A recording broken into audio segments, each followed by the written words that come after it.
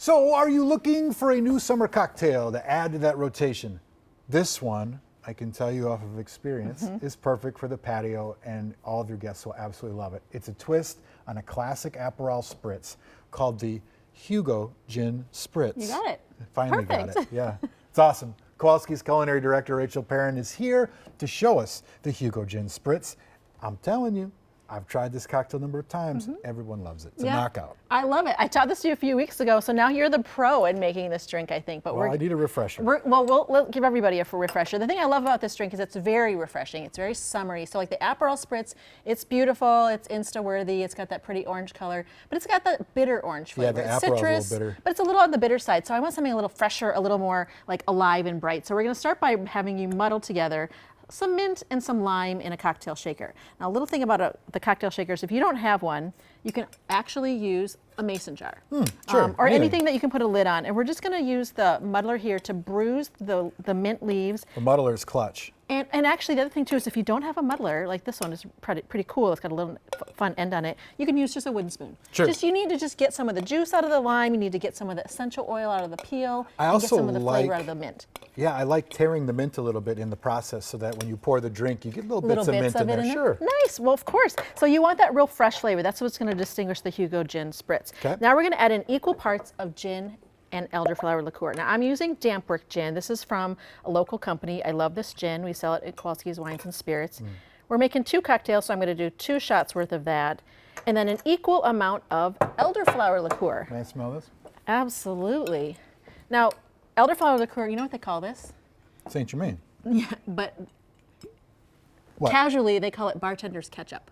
You know why? Bartender, 'cause it makes everything better? Makes everything taste good. Oh, so that's we're good. going to put in 2 shots of this since we're making 2 cocktails.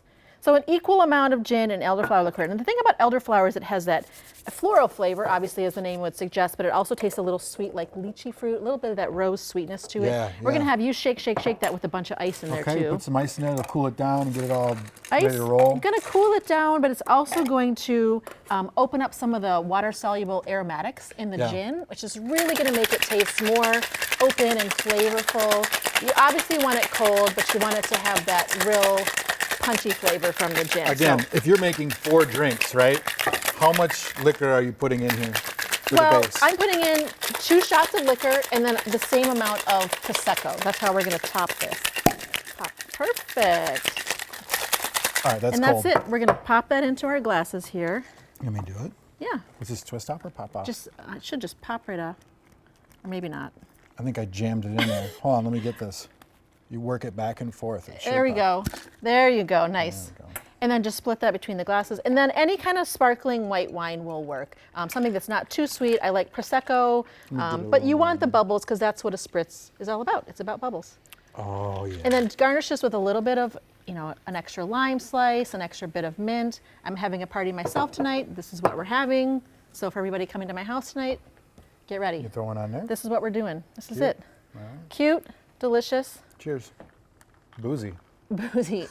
Cute, delicious, And boozy. We love it. That's Now, what we if do you on don't Saturday. want to use the Prosecco, by the way, I know you do this, you can use club soda or tonic water instead. Yeah, So if we you use like a wanna cut it- flavored soda water. Yeah, anything will work just to give you that bubbles. That's really what that's doing, is giving you a little bit of bubble. The Prosecco version's better. I got to be honest. Well, it is the classic. Yeah, Classic very for a good. reason, so Well, hey, you never cease to amaze us. You never fail. You bring the great recipes. We're so grateful. thank you. Appreciate it. Yep. Nice to see you again. You too. All right, this recipe and a link to Kowalski's, it's on KARE11.com.